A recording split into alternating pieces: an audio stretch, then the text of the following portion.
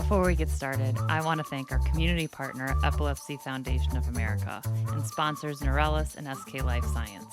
Thank you so much for believing in this podcast, for making conversations like this possible, and giving us a space to talk about our epilepsy what the F moments. Okay, here we go. Hey guys, welcome to What the F. Today's guest is Nancy Iida. She is an artist, a studio owner in the suburbs of Chicago, also the founder of Henry Heroes Foundation, which is a nonprofit advocacy group, and a woman who likes to make a lot of noise. I like to think of her as my Rebecca to my Keely. And Nancy, thank you so much for being here. Thank you. And I love that analogy. Oh, good. Oh, good. Because, well, I feel like, especially with the sparkles today, I'm really going through a Keely vibe, you know, and you're like the Rebecca that I strive to be like, but we're both still friends. And we are. Yeah. We are. Yeah. Love it. I know, me too. So, okay, when I said make a lot of noise, I know you and I understand that. And that's your catchphrase is while you're here, make some noise. While you're here, make some noise. And if you're not watching on YouTube, yep. Nancy and I are both wearing shirts with that mantra. Yep. Okay, let's just start with what does that mean to you? Well, it's so funny. Historically, epilepsy has been a disease that no one talked about. And it was kind of something our family started struggling with when Henry was 5 and he got diagnosed. And my biggest fear was that he was going to have a seizure in school and everyone was going to see it. And then it was really going to be out there, right, with what he was dealing with. And that happened. He had a seizure in gym class in front of all of his friends. Oh, wow. And how old was he? This was when he was in 3rd grade. This was after the scary part of when he was better. Everyone knew he had epilepsy, but no one... Why did everyone know? Well, everyone knew because, he almost died. So Henry he had his first seizure right before his 5th birthday. And then 3 weeks later, he had another one. And then he had another one. And then he had another one. And we tried a couple of different medicines, and we gave him this new one that kind of we thought was working, and it ended up putting him into status epilepticus, which is where you're seizing nonstop. Yeah. And we brought him down to the hospital. They ended up rushing him down to Children's in the city, and they tried everything they could to get the seizures to stop, and nothing was working. That's terrifying. It was terrifying. Oh my God. Yeah. Especially when you're in a hospital and no one can stop it. Yeah. So the last ditch effort was to put him in a coma. And so they said, we're going to shut off his brain and restart it and see if that works. And if it doesn't work, he's probably going to die. Wow. But it worked. I can't imagine putting your child in a coma for their benefit. Yeah. I mean, obviously, why else would you do it? Well, yeah. Let's not go there. But that, that's just a lot. Yeah. It's a lot. It was a lot. And then I brought home a 5-year-old in diapers that had to learn to walk again and talk again. And it was tough, but we had a really big community behind us. And we had a neighborhood and a circle of friends that really jumped up to help everyone from bringing us. I didn't cook for 3 months. I had food delivered to our door for 3 months. And I could have gone longer, but my jeans would not have fit because the food was delicious and I ate all of it. So it was wonderful. But we had a community around us. So people knew. And we started making a little bit of noise. We decided to do a walk that summer for the Epilepsy Foundation of Chicago. And I think we raised about $10,000. Wow. So we started making a little bit of noise there. And then Henry kind of calmed down and he was the medicines were working, and he went into a period of remission, actually, for about 1.5 years, or no drugs, no seizures. And then in 3rd grade, they came back. And he had a really big seizure in front of all of his friends in 3rd grade in gym class. And they showed up at our house after school with cards and postcards and letters and Legos and candy. They were very worried about their friend. Wow. It was wonderful, actually. The outpouring of support, even after that scary event that they witnessed. Yeah. And it was a bad seizure. Your typical what you imagine what it was. And they were just wonderful, caring humans. And then 3 weeks later, he had another one. And they all went home and told their parents, we need to fix Henry. What? Yeah. This sounds like out of a Hallmark movie. It doesn't sound real. It is. Just because, like you said, it doesn't get talked about. And then there's just a lot of these things can just be uncomfortable and people sweep them under the rug or rather not don't talk about it, Right. but like these kids were like, no, we're gonna like We're going to do these something. and they're third graders still. Third graders, Being little like, we third need graders. to, oh my God, that's so sweet. I know. Okay. And they really wanted to help their friend. So that's kind of how it started. So Henry got brought home in the ambulance once again from school. And I remember walking the fire department out and they were just heartbroken. And they're like, is there anything we can do? And I said, you know what? We're going to start doing some stuff. I said, these kids want to help and I want to do something. And he's like, well, we're here for you, whatever you need. The fire department is like, we're all very good friends. they're wonderful, wonderful humans. Well, So- as we know, I'm partial to firefighters. Yes, So. yes, we do know that. So Henry woke up after that seizure and said, Mom, we need to make these stop. And I said, let's do something about it. So he drew our first logo, which was Henry and his friends with swords battling the monster of epilepsy. So he drew an epilepsy monster and him and his friends were inside the monster working their way out, fighting their way out, which was really cool. And I mean, what an understanding at such a young age to understand that it's a monster, that you're trying to fight your way out of it. right. Yeah. Not only for Henry, but then his incredibly empathetic friends. Right. Wow. Right. Yeah, it was wonderful. So we started with 30 kids and then we ended up getting more and more as we went through school. We'd go to a new school, we'd get some 5th graders, and then we'd get some 6th graders, and we'd get some 7th graders. We ended up with about 80 kids over the last Wow. 12 years. And we did car washes, bake sales, walks, yoga events, hockey shootouts, hot dog sales, you name it, we did it. Whatever the kids thought of, I helped bring it to fruition.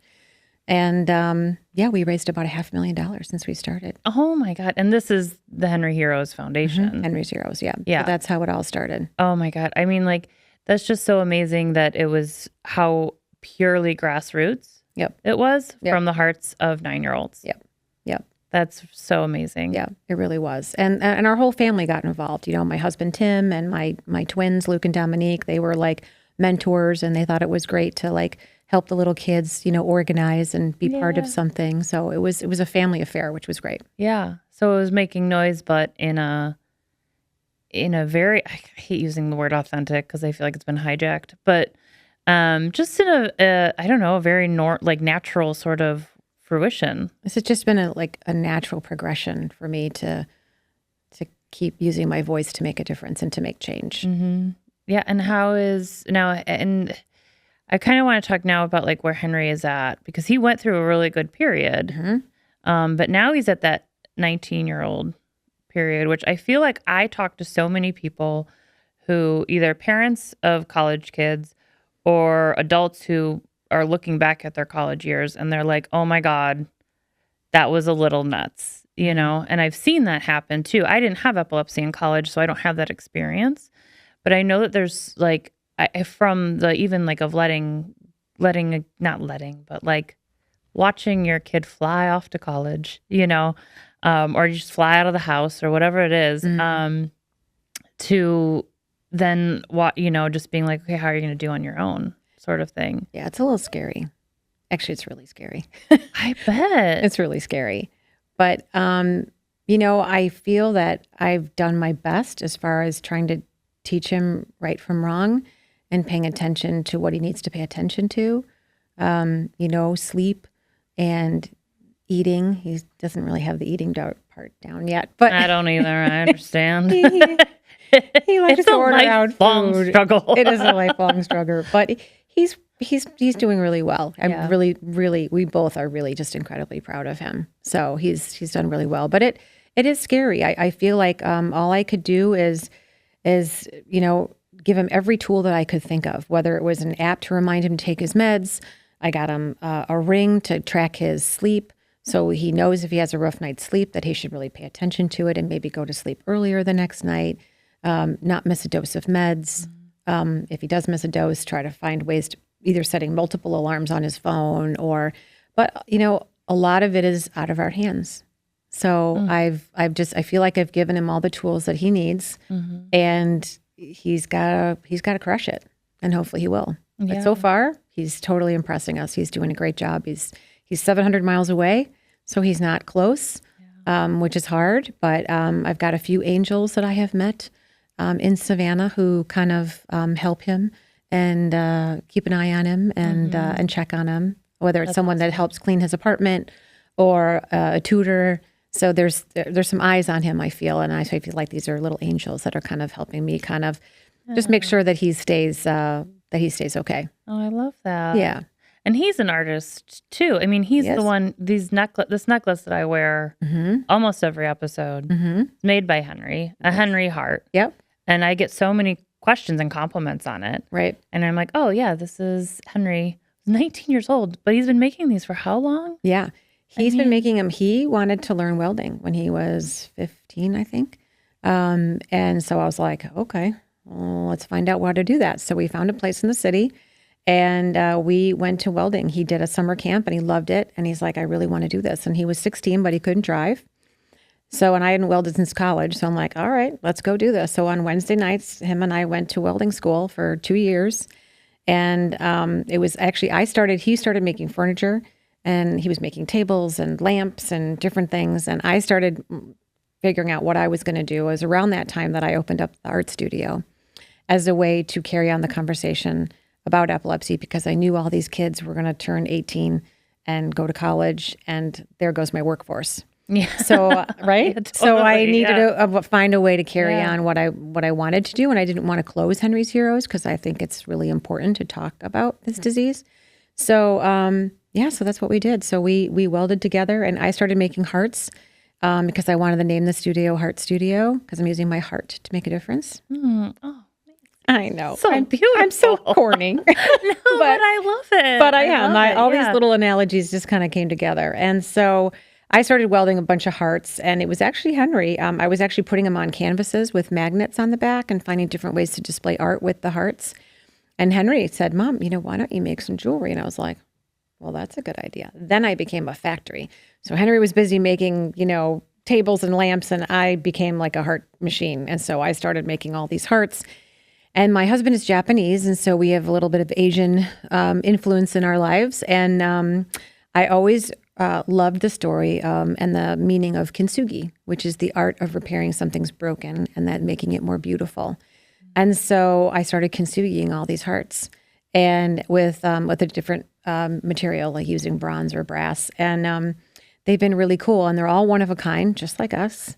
Some of them are fractured. I mean, all of our hearts have been hurt by somebody, even, Joey, who broke up with you in 3rd grade, right? I mean, we all have something. I do remember my unrequited love from that age. Yeah. Oh, yeah. So all of our hearts need healing, whether it's, someone who said something the wrong way to us or whatever. So I think it really resonates with people, and they really are special. I mean, I cut them out with fire. So you just never know what you're going to get. You have all different shapes and sizes. And, I'm wearing a copper one today, but I use different metals. And when Henry is home, he makes all the hearts. So believe me, I put that boy to work to earn his keep. So he's cutting them out and polishing them and brazing them and doing all the work when he's home. If not, I carry on the torch without him when he's at school. Yeah, so we don't know if we're getting a Nancy or a Henry Hart. No, but either he does way. a lot of them. Yeah, he does a lot. No, of them but it doesn't matter. It's like the whole messaging behind it and the phrase, which I'm gonna mess up, but kintsugi, right? No. Kintsugi. Thank you.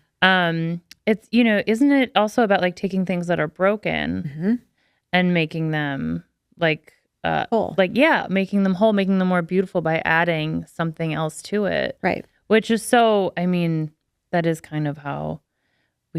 Kind of like the whole theme of what you do is you take things that are broken and you're like, let's add some magic to it. Right. And make it more beautiful. Right. Which that's pretty fucking awesome, Nancy. Right. Thank you. Yeah. Thank you. Yeah. And think outside the box and find different ways to share your story and to make a difference. Yeah. I'm always finding different ways to display art or do a fundraiser. I do fundraisers at my little studio. Now that the kids are gone, I've, always trying to pivot and try to figure out how to reinvent talking about it. Yeah. Well, and your studio is so beautiful too. It's like when you walk in, you're just like, you feel like you've entered a magical space. Thank you. Yeah. And I'm going to drop the link to it in this episode description because people really should go check out your studio. And it's like one of those places that even though like it's a smaller space, you could spend hours in there looking at every little thing that has like some sort of, I don't know, I don't want to say spiritual, but some sort of connection to it. Yeah. Yeah, it's really nuts. You do feel like there's just like this different aura that when you walk in. People come in and ask if it's a whole bunch of different artists. And I say, no, it's all me. And they're like, it's all you? I'm like, yeah, you never really what's going to come out of this crazy brain, but I can't paint the same exact thing over and over and over again, except water. Yeah. I can paint a lot of water. Yeah. That's for sure. Water and boats. I do like water and boats. But those are beautiful. But I get inspired by different things every day. You never know what's going to inspire you. Like that tree behind you, it just might inspire a painting later today. You never know. There we go. I mean, I believe it's plant. I believe it's Wayfair's finest. So you never know. It's where inspiration is going to strike. Yeah, totally. You know? Yeah, totally. Yeah. Okay, and the other thing I want to talk to you about, not the other thing, there's like a gazillion things I want to talk to you about, Nancy.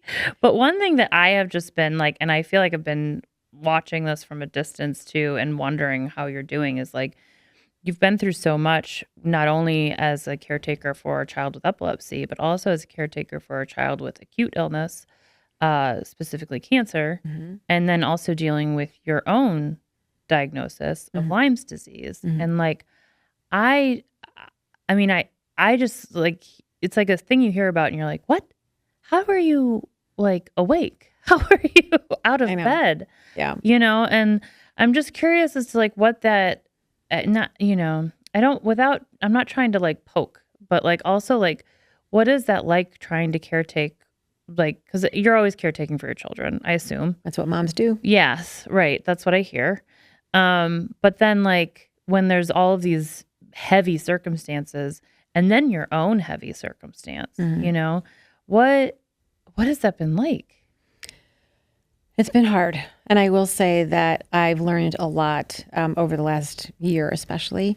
I got diagnosed probably a year ago, November, with Lyme's disease. I just had some weird things happening and couldn't figure out what was going on and finally got to the bottom of it. But because that's the one that takes a long time to get the diagnosis. It can, but a lot of people walk around with Lyme's disease and don't even know they have it. There's no symptoms.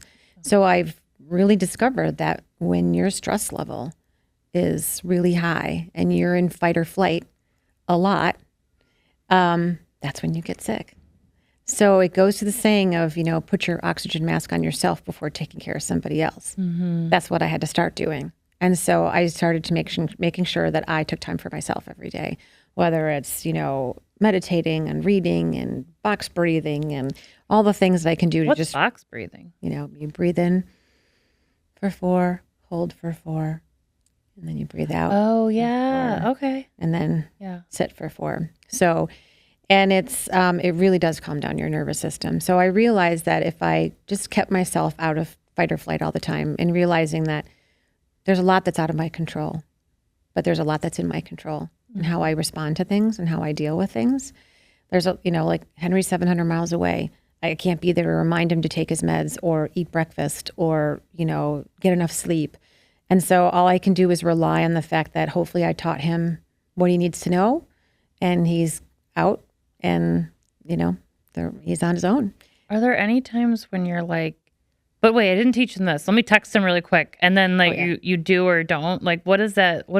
I text him all the time. I'm sure he's like, oh, Mom, shit, again? What are you texting me now? Yeah. You know, same thing with my daughter. You know, she got diagnosed with cancer last year and is fine and had surgery and she's doing really, really well and it's behind her and she's clear, which is great. But, you know, I'll send her an article on, oh, did you hear about this? Like eating healthy and you know, she's in med school. She knows this stuff, but I still, there's that little sense of control that I feel like I just need to share this with her or share that with her. And I'm sure I drive her a little bit crazy, but she knows it's sent out of love. So, but a lot of it is really, you got to take care of yourself. And as a caregiver, I think that's really, truly important. That's something that, you know, definitely should be shared today is that, you know, as moms and as females that have children, we're always taking care of other people, our husbands, our partners, our kids, our dogs, you know, everything. And you got to remember you got to take care of you because if you fall apart and fail, then you can't take care of anybody.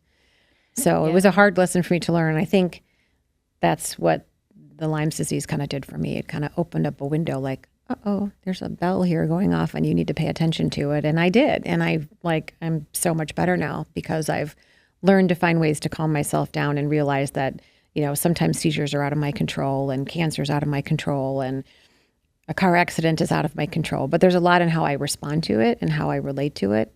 It is. And so it actually becomes quite powerful. So when you say that, when you say like how I respond to it, what do you mean by that?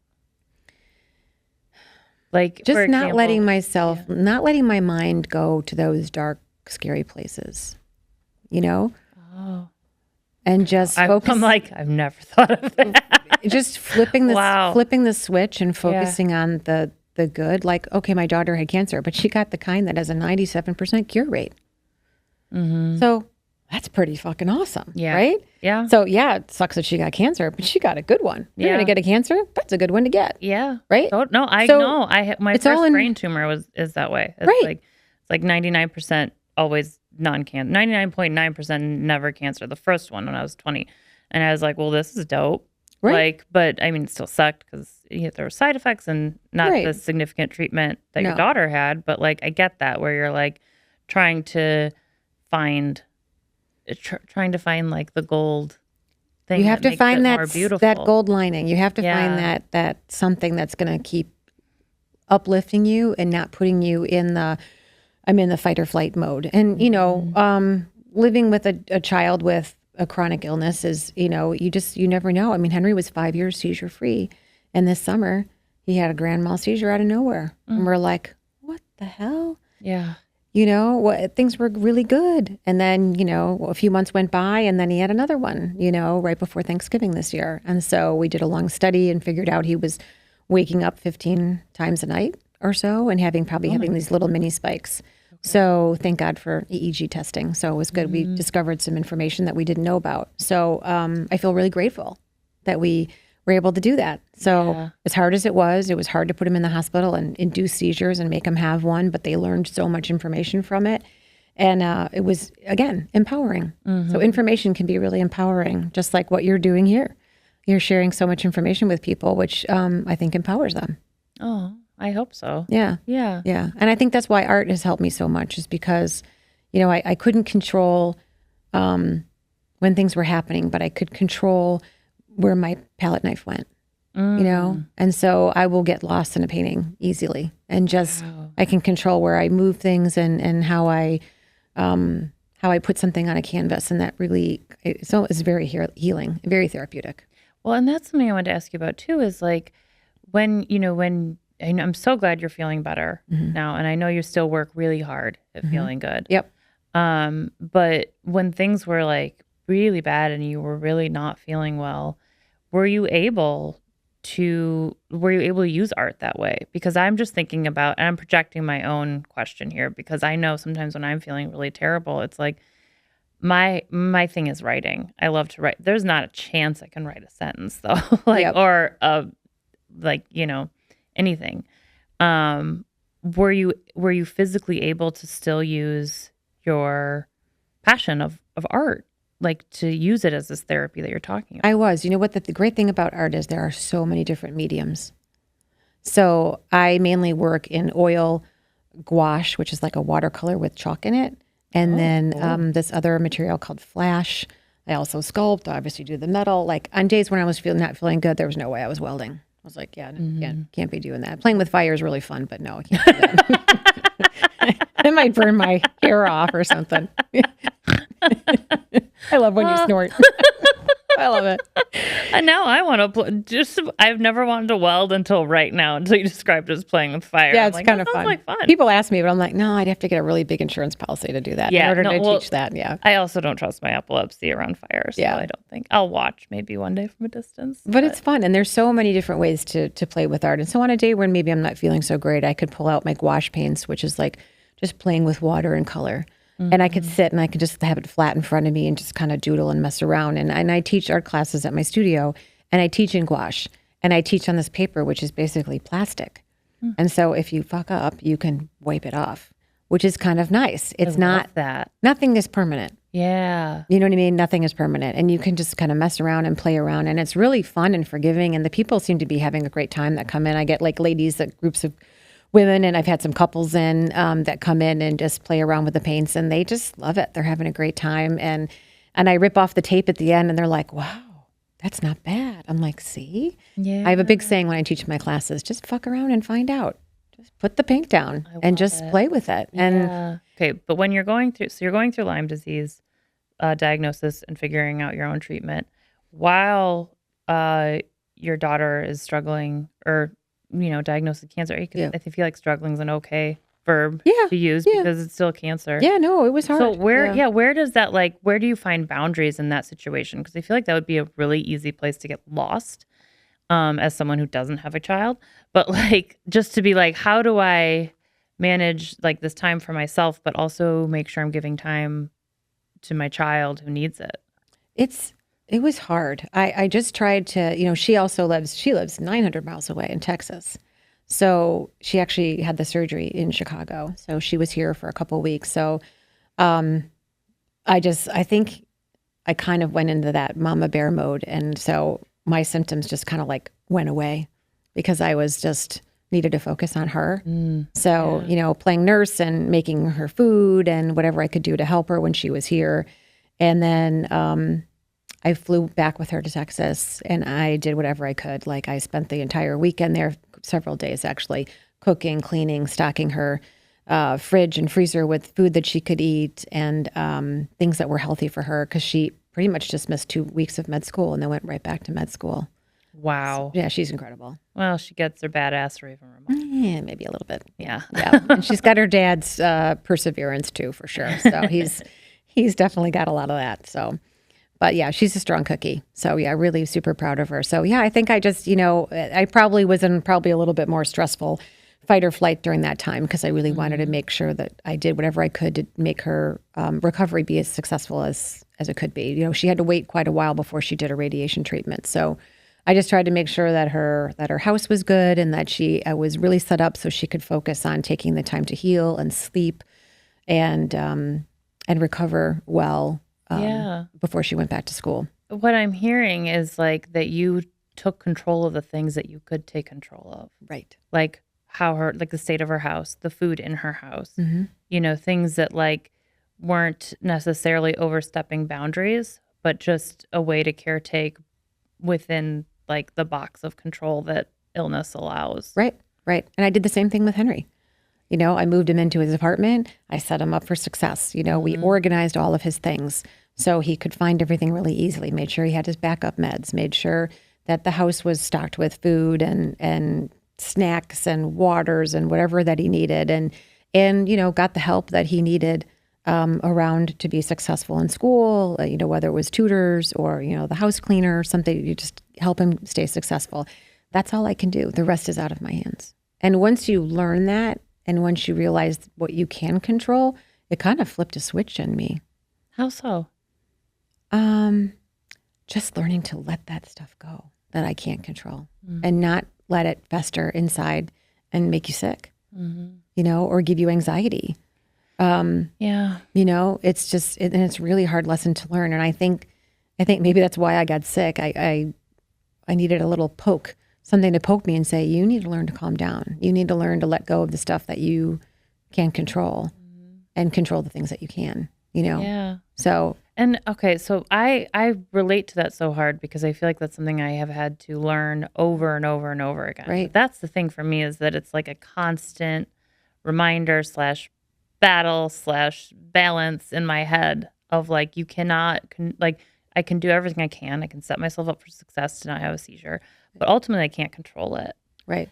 And then, but still every time I have a seizure, I blame myself immediately. Yeah. And it takes me a while to, and some I still will be oh no, that was totally my fault, And for you, is it more just once that flip switch, I always mess up that phrase. Switch flipped. Once that switch flipped, was it just this permanent thing for you? Or is this something you still kind of? Oh, it's daily. Yeah. It's daily. Okay. Yeah. When I wake up in the morning, I have this little mat that I lay on that's heated and it's filled with healing crystals. I know it sounds a little hokey. No, that sounds amazing, and I need to get one. Yeah, you need to get one. It's really great. And I lay on it for You had me at heated. Yeah. Oh yeah, and it's heated. And it's when the floor is colder, right? So I have carpet, but it's still colder. So I get down on the ground and I lay on the floor for at least a half an hour, if not longer. If I have time, I will lay there longer. And I try to meditate and breathe and just, I breathe in trust and I let out fear because fear is what makes you sick. and the fear of the unknown and fear of things that are out of your control. And once you do that, it really is, it's kind of empowering. Like, I don't have fear. I don't have fear of anything anymore. I don't have fear of getting sick. I don't have fear of people looking at me the wrong way, saying, "Oh my God, look what she's wearing today." I'm like, I don't care. I like what I'm wearing today, right? I like that I'm dressing a little funky. That's me, Yeah. So it's just, it can be really, really, really empowering. Well, as soon as you said it, I felt like my body just like relaxed. It was just like this deep sigh happened in my body of just like not, acknowledging the fear and acknowledging that you're not going to lean into it. Right. You can't. And even just saying that now, again, like everything just relaxed in my body. Yeah. Like that is very powerful. It really is powerful. So I think that's a great, once you learn that, and it took me a long time to learn that. So I'm very stubborn. I'm a Taurus. And, ask my husband. He knows I'm very stubborn. But once, you can lead me to water, but, you can't really make me do anything. So unless I want to learn it myself. And so I think that's true for most people, too. It's true. It is true. I have another son, my daughter's twin, and he is a really incredible, soulful human. And I think there's a reason that all my kids are so different, but he's really come into meditation and finding calm and peace. And he has been trying to teach me for a long time, Mom, relax. Mom, calm down. And I'm like, I'm calm. What are you talking about? Right.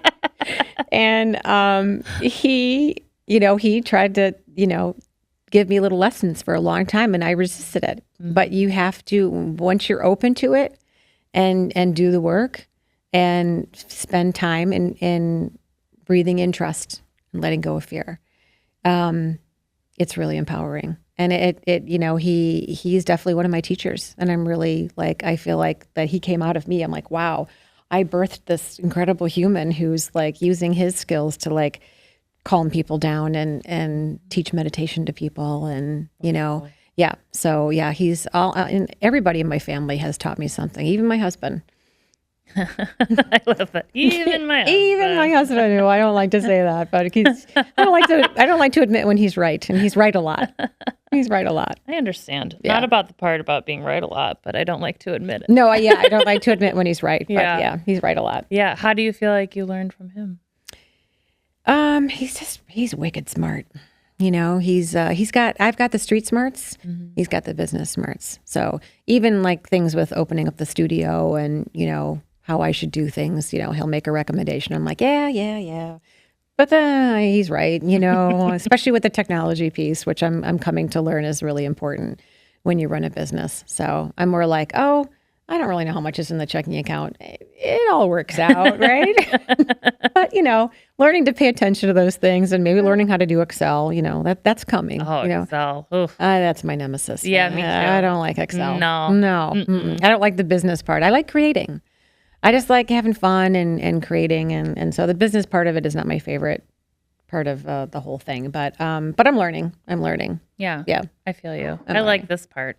I like the conversation. Yeah, the conversation is my favorite part of my great, job. But like everything else, I'm like, I don't know how to Instagram. I'm too old for this shit. I'm not, but I'm getting better at it. It's tough, but I'm trying to get more creative. I'll get compliments sometimes when someone's like, "Whoa, Mom, your Instagram." Especially from my kids, that was pretty good. I'm like, thanks, I learned a new button from like a young person about my social media. I would be stoked. Yeah, no, it's pretty sweet. Oh, yeah, it's pretty sweet. Makes you feel pretty good, and it makes you feel younger. I'm like, okay, I got it going on. I guess I'm not as old as I think. Yeah. Oh God. Yeah. One day, hopefully, I'll get that validation. Yeah, you will. But I remember what you told me about Tim when and this was the first time we met, which I was thinking about that earlier today before we recorded. I was like, the first time we met, I was just thinking about starting this podcast. Yeah, it was at an epilepsy walk. Yeah, I was thinking of our first coffee. I'm sorry, when we had our first coffee and like our first date. Yeah, our first date. Yes, and I was just like, I was so meek. I was like, I have this idea, and you're like, do it.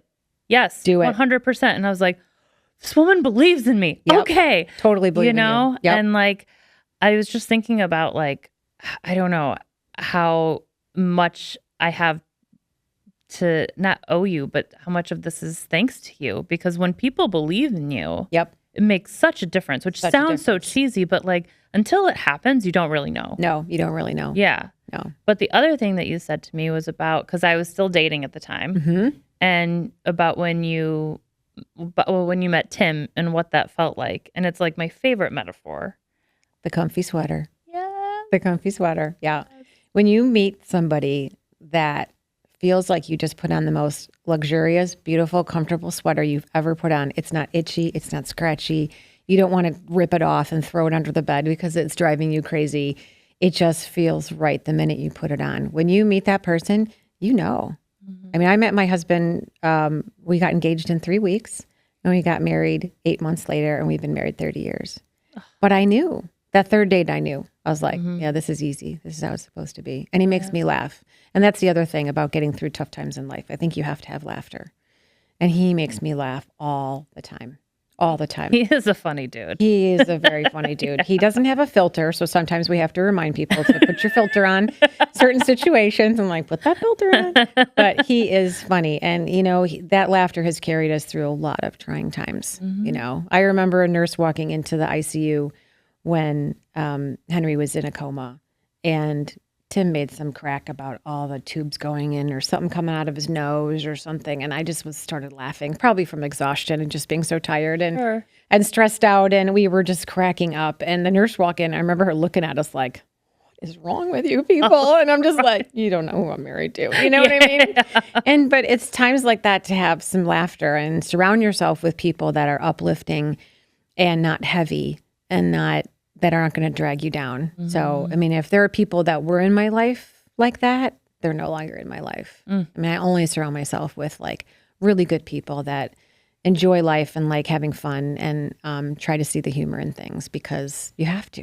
Yeah. You have to. Well, it's also why, it's my whole mantra. It's like, I feel like laughter kind of eases the blow. It also, I think, facilitates learning. Yep. I think if you're laughing while you're learning, you retain it. Definitely. Way more. It's just like any other positive experience, then you're going to retain that. And I think that's, I don't know, sometimes where I think like the best moments come from. Yep. But I mean, what is that phrase? It's like comedy is tragedy plus time. Yeah. Yeah. Yeah. And I think I couldn't agree with that more. Yeah. Some of the funnest and the funniest like comedians I've ever seen, like had really tragic upbringings and they turned it into laughter. Yeah. Right? Because it got them through it. Yeah, totally. And it makes complete sense. It does. Yeah. It does. Totally. Yeah. Yeah. I've had my share growing up.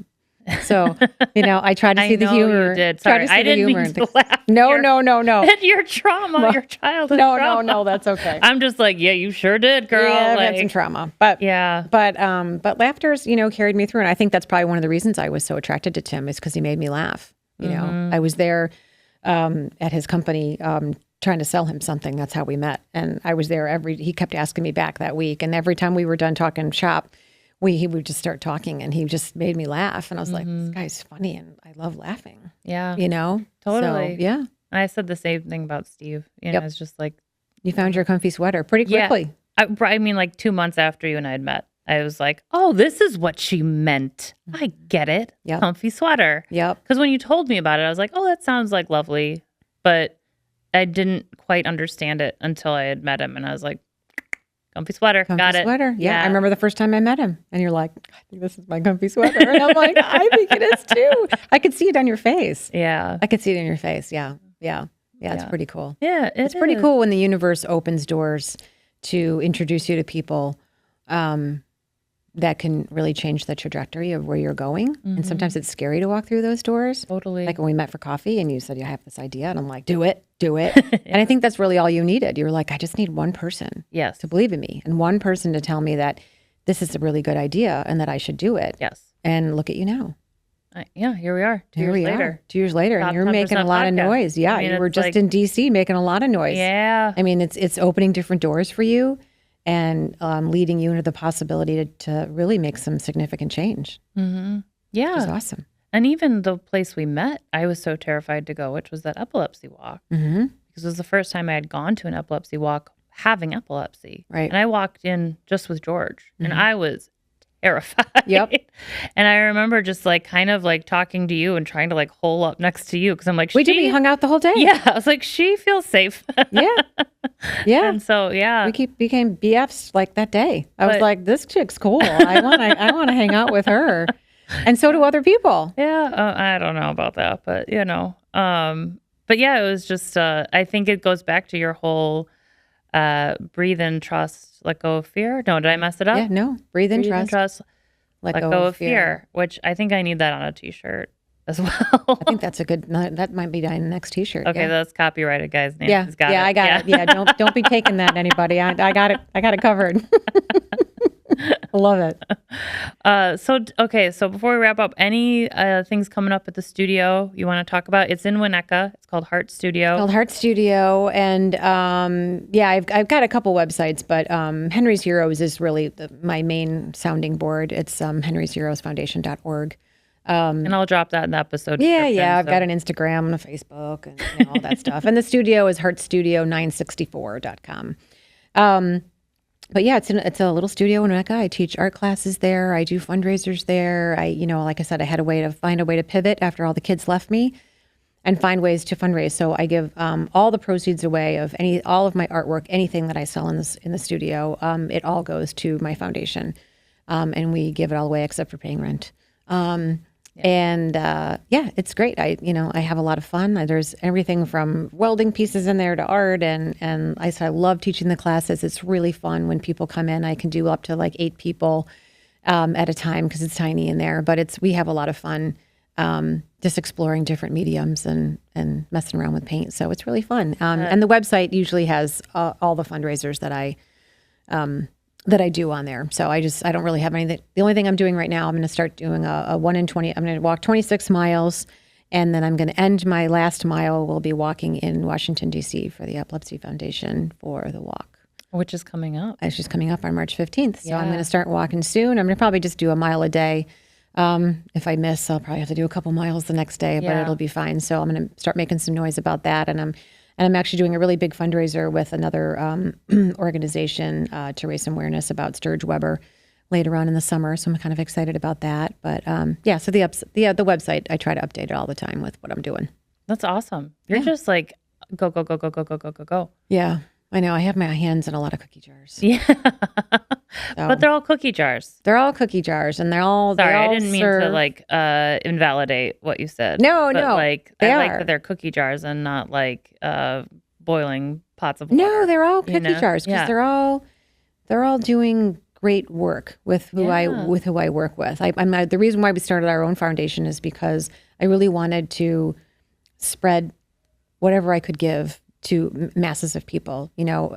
I've given thousands of dollars to help a little boy in Illinois get a seizure dog. I helped fund scholarships, fund research directly. I know exactly the doctor that it went to, which was important for me, right? I wanted to I have helped another foundation that serves people all over the world who are underserved, who don't even understand about epilepsy, who get locked up in huts because they have a seizure and they think they're possessed by the devil. That stuff's really important to me. So if it might just be a little bit of money here or a little bit of money there, but it does make a difference. It all makes a difference. Yeah. What you do makes a difference, and what you say matters. So, putting my hands in all these different cookie jars feels really good. Oh, yeah. It's awesome. Yeah. Thank you so much for doing all of it. Thank you. It's an honor to be here, and it's an honor to find a way to make a difference. Yeah. Well, I'm going to ask you 3 questions that have nothing to do with what we've been talking about. Oh, I forgot about the 3 questions. Okay. Forgot to practice. I need to change them, but I keep forgetting to change them. So the first question is, what's your favorite color? Blue. Okay. I know I'm not wearing any today, but the water has always been a really wonderful calming space for me, and I paint a lot of water, so blue is my favorite. Nice, I love it. There's a great quote that I love that I have on a stack of books in my house, and it says, "You can't control the waves, but you can learn how to surf." Ooh. And it's really so true. Yeah. You can't really control what life is going to throw at you, but you can control how you handle them. Yeah, totally. Oh, I love that. Yeah. Hey, we're just like making more t-shirts right now. Yeah, I know. So the water theme has always been a big part of my life. Yeah, that makes sense. Yeah, so blue is just really calming. Okay. Number 2, if you had like just more free time, what would you do with it? If you could do anything. Probably just paint more, find different ways to learn about art. Yeah, I'd love to travel and take more art classes, like go do plein air painting where you go to Italy and you paint in a field, that kind of stuff. So time has kind of restricted me to doing that. But one of these days I'll do it. Awesome. One of these days I'll do it. I love that. It makes that Learning more about art. Okay, learning more about art. I love it. Yeah. I love it. And how to transform things and how to use it to help transform people. Oh, so it's still about making the change. Yeah. Making change. Yeah. Yeah. Making change. Yeah. Making That's change. awesome. For the positive. Right. And then number 3, what does it mean to you to be a friend? Someone who listens. And I'm trying to get better, even better at listening. I think I've been a decent listener, but according to my husband, no. But maybe I just don't listen to him. But I'm. You could, like, it's maybe selective hearing. I know. Yeah, I actually think selective hearing is a thing. Yeah, trying to listen and really understand where they're coming from, so I can, if possible, I can offer some good perspective and get them to think maybe something about think of something differently than how they were thinking about it, and maybe it'll be helpful to them. Yeah. So. Yeah. No, I think you're great at it. Thank you. Yeah. I mean, yeah. I remember one time you just like. You visited me at my house like a day after a seizure, and I had like 4 suggestions of new things to do that were very helpful, like, on your way out. And I was like, wow, I didn't know that was coming. Yeah. I thought I was just hanging with Nancy. Yeah. Sometimes people probably want to tell me to shut up, but I don't know. I feel like I have a lot of things going on in this brain, and so it's you gotta share them. You gotta share them, right? Yeah. You gotta share them. All you're doing is trying to help. Yeah. Yep. And you are. And thank you so much for your work, Nancy. Thank you for being here. It's been a privilege to be here and speak my truths. Yeah, I'm so glad we made this happen, especially because you're like part of the reason why it's here. So thank you. That's awesome. I feel honored that I'm part of the reason why it's here. Yeah. Really cool. Let's go keep making noise. Yes, we will. Okay. Thank you so much. Yeah. Yeah. Love it. you. Love you too. Okay. Thank you.